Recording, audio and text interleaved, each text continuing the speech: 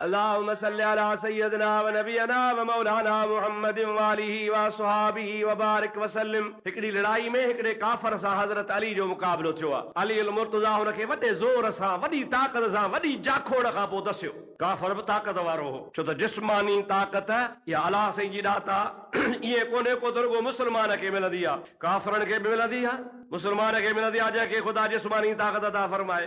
हुयो काफ़र पर वॾो बहादुर हो। हज़रत अली जे मुक़ाबले में आयो। हज़रत अली हुनखे ॾाढी जाखोड़ खां पोइ दसे ज़मीन ते केराए तलवार खणी हाणे हुनखे क़त्ल पिया कनि त हाणे इस्लाम जो दुश्मन आहे मारिया। उन काफ़र बेईमानी करे नऊज़ बिल्लाह साड़ हसद बुग़्ज़ मारण लाइ त मरा हूअं ई थो भरा कुझु त कयां। हज़रत अली जे तरफ़ नऊज़ बिल्लाह नऊज़ बिल्लाह नऊज़ बिल्लाह थुक उछलाई। चवंदा न आहिनि त दुश्मन जॾहिं कमज़ोर थींदो आहे त पोइ वरी इंतिहाई किरियल हरकतुनि ते लही ईंदो आहे। इंतिहाई हाणे हा किरियल हरकत ही काॾे तलवार जो मुक़ाबिलो, काॾे थुक उछलाइण। किताबनि लिखियो आहे हज़रत अली अल मुर्तज़ा शेरे ख़ुदा हुनजे सीने ते आहे, हुनखे क़त्ल करे रहिया आहिनि। आख़िरी हुनजी घड़ी आहे जंहिंमहिल हुन इहा हरकत कई, अली अल मुर्तज़ा टप ॾेई हुनखे छॾे लही परे बीही रहियो। काफ़र उथियो, उथी बीही, दिलि में सोचई त मां ख्वाब थो लहां, अलाए वाकई बची वियो आहियां। बीही सोचे ॾिठई त मां त ठीकु आहियां, बीठो आहियां, अली परे आहे, मां ठीकु आहियां, धक बि कोन लॻो आहे। सोच में पइजी वियो त अली मूंखे छॾियो छो। हज़रत अली अल मुर्तज़ा शेरे ख़ुदा रज़ी अल्लाह ताला अन्हु खे अर्ज़ु कई, ऐं प्यारा अली, मूं इंतिहाई बेहयाई कई आहे, अहिड़ी मूं बेहयाई कई आहे जो मां बचण जो लाइक़ु न आहियां। पर मुंहिंजा प्यारा शेरे ख़ुदा, तो मूंखे इन जे बावजूद बि इन बेहयाईअ खां बाद मूंखे तो छॾे ॾिनो आहे। मूंखे सम्झ में ॻाल्हि नथी पवे त छो छॾियो थी। जेकर मां त अञा टुकड़ा टुकड़ा थियण जो लाइक़ु हुयुसि, पर तो मूंखे छाजे करे बख़्शे छॾियो आहे। ॻाल्हि कहिड़ी आहे?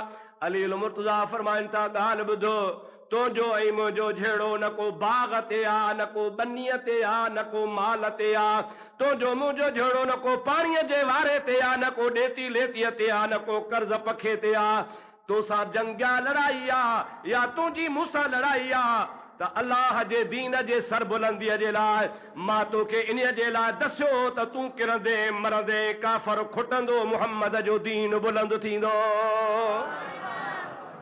तोसां बि त दुश्मनी आहे कान, बस दीन जे सरबुलंदी जे लाइ जिहाद पियो कयां, अल्लाह जे रज़ा जे लाइ पियो कयां त रब राज़ी थींदो, ख़ुदा ताला जी ज़ात बाबरकात महिरबान थींदो। काफ़र सां जंग ख़ुदा जे रज़ा जे लाइ आहे, ज़ाती दुश्मनी कान्हे। पर यार तो जंहिंमहिल न मूं ॾे बेहयाई करे थुक उछलाई त मूंखे वरी कावड़ घणी अची वई त हाणे न छॾियांसि। दसियो त अॻे ई हुयो, मारिया त ज़रूर हा, पर तुंहिंजे इन बेहयाईअ खां पोइ मूंखे थोरी गुस्से में इज़ाफ़ो थियो, ताक़त आई, कावड़ लॻी त हिन अहिड़ी छो कमु कयो। पोइ दिलि में चयो त मारियांसि, पर हाणे वरी मुंहिंजे ईमान चयो त अली हाणे मारींदे त अल्लाह कारण कोन मारींदे, नफ़्स कारण मारींदे। तंहिंजे करे मुहम्मद जा ग़ुलाम अल्लाह कारण विढ़ंदा आहिनि, नफ़्स कारण न विढ़ंदा आहिनि। छॾे ॾिनो मां अचे मैदान में त वरी बि हलाली आहे। मैदान में अली तयार आहे, नफ़्स जे लाइ न, ज़ात जे लाइ न, पंहिंजे ज़ाती गर्ज़ जे लाइ न, ज़ाती मतिलब जे लाइ न। तोसां जंग जहिड़ो मुखालफ़त आहे त ख़ुदा जे रज़ा जे लाइ आहे। मां मुहम्मद जो परवानो आहियां, ग़ुलाम आहियां नबी करीम जो, ऐं नबी जा ग़ुलाम जेके आहिनि उहे ख़ुदा जे रज़ा जे ख़ातिर विढ़ंदा आहिनि। तुआरी बेहयाई खां पोइ ख़ुदा जी रज़ा मूंखां विसरी पई वई, कावड़ नफ़्स जे करे लॻी, हाणे विढ़ाए हा त नफ़्स जे करे विढ़ाए हा। पोइ मुंहिंजी कमाई कुट थी वञे हा, सवाब कोन मिले हा, ईअं तुंहिंजो मौत थी वञे हा, मूं वारी कमाई में कुझु बि मूंखे हिसो आख़िरत जो कोन थिए हा, तॾहिं छॾे ॾियो थो मां। त उहो काफ़र सोच में पइजी वियो त वञ, नबी करीम जे ग़ुलामनि जो एतिक़ाद केॾो मज़बूत आहे त हुननि जी लड़ाई जहिड़ो जंग बि ख़ुदा कारण आहे, दीन जे लाइ आहे, नफ़्स लाइ न आहे। फौरन काफ़र चयो, प्यारा अली, जेकॾहिं तव्हांजे नबीअ जो तव्हांखे इहो दर्स आहे, अव्हांजे नबी तव्हांखे इहा तालीम ॾिनी आहे त ज़ाती जंग कान कबी, ख़ुदा कारण विढ़बो, त पोइ तव्हांजो दीन सचो आहे। ला इलाहा इल्लल्लाह मुहम्मदुर रसूलुल्लाह। सभई जो सल्लल्लाहु अलैहि वसल्लम। मुसलमान थी पियो, इस्लाम क़बूल कयईं। हज़रत अली मुर्तज़ा फरमाइनि था, मूंखे नबी करीम जी हिकिड़ी हदीस यादि आई आहे, उहा तोखे ॿुधायां। तूं मुसलमान त थियो आहे, पर मुंहिंजे हबीब जो ॿियो पैगाम ॿुधां, दुरूद मुंहिंजे हबीब ते बुलंद आवाज़। वरी ॿियो दफ़ो अल्लाहुम्मा सल्लि अला सय्यदना व नबियना व मौलाना मुहम्मदिन व आलिहि व असहाबिहि व बारिक व सल्लिम अलैहि। इहो छा आहे अदा? जो खुलूस छा आहे? सच्चाई। इनखे छा चइबो? सच्चाई चइबी। इहा सच्चाई आहे जंहिं सच्चाईअ ॿिए ते बि असरु कयो। अली अल मुर्तज़ा शेर ख़ुदा रज़ी अल्लाह ताला अन्हु काफ़र जेको हाणे मुस्लमान थियो, उन खे फरमायो त ॻाल्हि ॿुध, मूंखे रसूलुल्लाह हिकिड़ी लड़ाई ते मोकिलियो हो। रसूलुल्लाह लड़ाई ते मोकिलण खां अॻु में मूंखे नसीहत कई हुई त ऐं अली, तूं फलाणे मुल्क ते लड़ाई ते वञी थो, पर यादि रखजांइ उते जेकॾहिं जंग करे काफ़रनि खे मारे मञाए हज़ारनि जे तादाद में ॻाढ़ा उठ हथ करी, ॻाढ़ा उठ। इन जो मतिलब छा?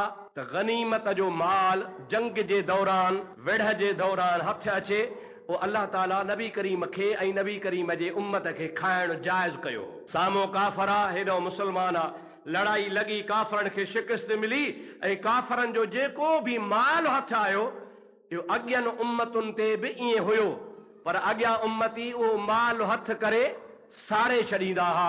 अल्लाह जो हुकुम हो त काफ़रनि जो माल आ, तव्हांखे हथ आयो आहे, अव्हां इहो साड़े छॾियो, अव्हांखे खाइणु हराम आहे। रसूलुल्लाह खे अल्लाह पाक फरमायो, ऐं मुंहिंजा महबूब तूं आख़िरी नबी आहे, काफ़रनि जे लड़ाईअ में जेको बि माल अचे मां अल्लाह पाक तुंहिंजे उम्मत ते हलाल करे छॾियो आहे। हुज़ूर फरमाईंदा हा त उहिल्लत लियल गनाइम, अल्लाह पाक मुंहिंजे लाइ गनीमतुनि जे माल खे हलाल फरमायो आहे। त उन गनीमत जे माल में सोन बि हथ ईंदो हो, बाना बि हथ ईंदा हुआ, बानियूं बि हथ ईंदियूं हुयूं, माल बि हथ ईंदो हो। पर तव्हांखे ख़बर आहे त हर हिकु इलाइक़े में माल जी जुदा जुदा हैसियत हूंदी आहे। अरबुस्तान में ॻाढ़े उठ जी वॾी हैसियत हूंदी हुई। अरब जा माण्हू उठ खे पसंदि कंदा हुआ, पर उठ में वरी जेको ॻाढ़े रंग जो उठ हूंदो हो, उहो सभिनि खां वधीक सुहिणो लॻंदो हो, माण्हुनि खे पसंदि कंदा हुआ। उहा जिन्स सुठी लॻंदी हुई, ॻाढ़ा उठ। रसूलुल्लाह फरमाइनि था, अली हिकिड़े पासे जेकॾहिं जंग कंदे ऐं जंग करे 1000 ॻाढ़ा उठ हथ करी, उन खां भलो थी त हिकिड़े खे कलमो भराई, ला इलाहा इल्लल्लाह मुहम्मदुर रसूलुल्लाह।